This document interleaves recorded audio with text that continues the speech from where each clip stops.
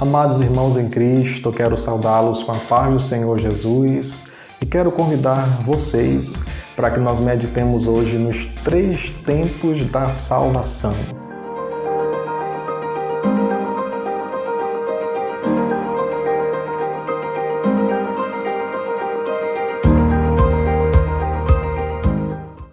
Para a nossa meditação bíblica, nós iremos ler na carta de Paulo aos Filipenses, capítulo de número 1 e versículo de número 6.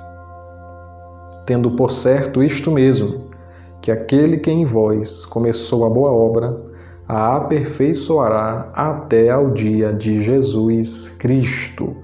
Amém. Meus queridos irmãos, nós encontramos nesse texto uma profundidade inestimável.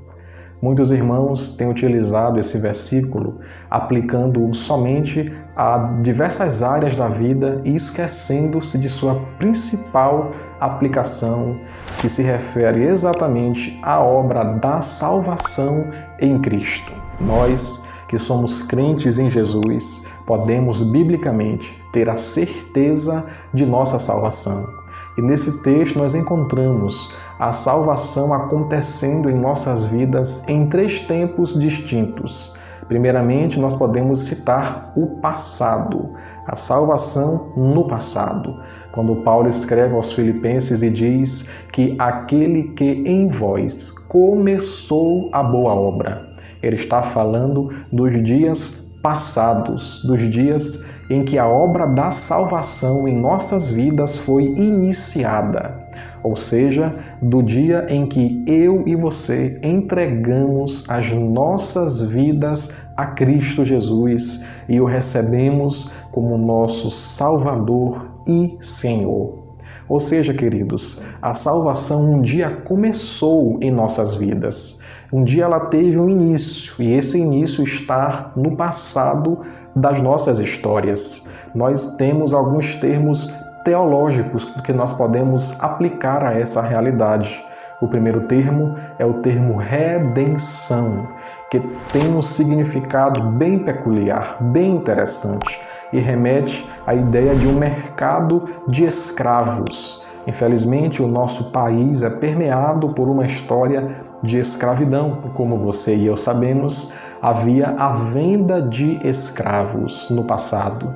Os escravos eram vendidos, eram analisados pelos seus possíveis compradores e os seus donos davam o preço para que eles fossem vendidos para os seus compradores.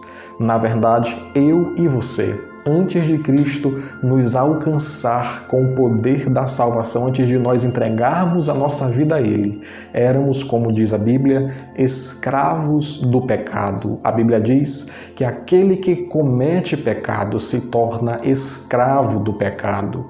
E nós, irmãos, éramos escravos do pecado, mas Jesus nos comprou. E a Bíblia diz na primeira carta de Pedro, capítulo 1, versículo 18, que não foi com prata ou ouro ou coisas corruptíveis que nós fomos resgatados, ou seja, comprados da nossa vã maneira de viver, mas nós somos resgatados, comprados com o precioso sangue de Cristo.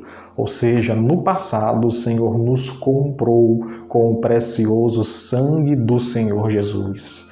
A segunda palavra teológica que nós podemos utilizar é a palavra justificação, que remete à ideia de um tribunal, onde o réu está sendo julgado pelo juiz, onde há a figura de um advogado de defesa e há a figura de um advogado de acusação, o promotor. O réu é culpado de todos os seus crimes. Não há como ele ser absolvido simplesmente pela sua mera atuação, pelas suas meras justificativas. Mas, de repente, o advogado de defesa faz algo sobrenatural pelo réu. O advogado de defesa assume a culpa do réu.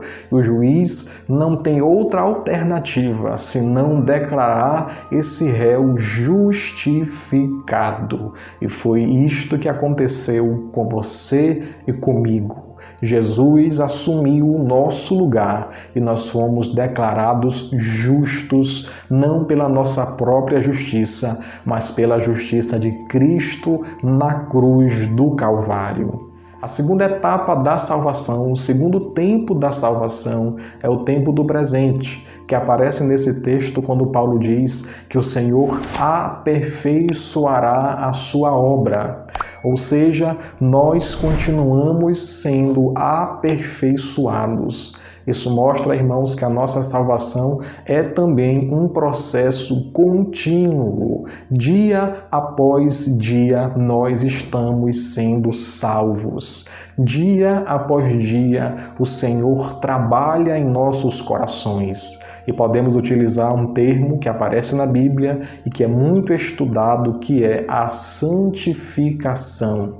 Ou seja, nós, dia após dia, estamos sendo limpos da presença do pecado, estamos sendo trabalhados pelo Espírito Santo, santificados, aperfeiçoados para o dia de Cristo.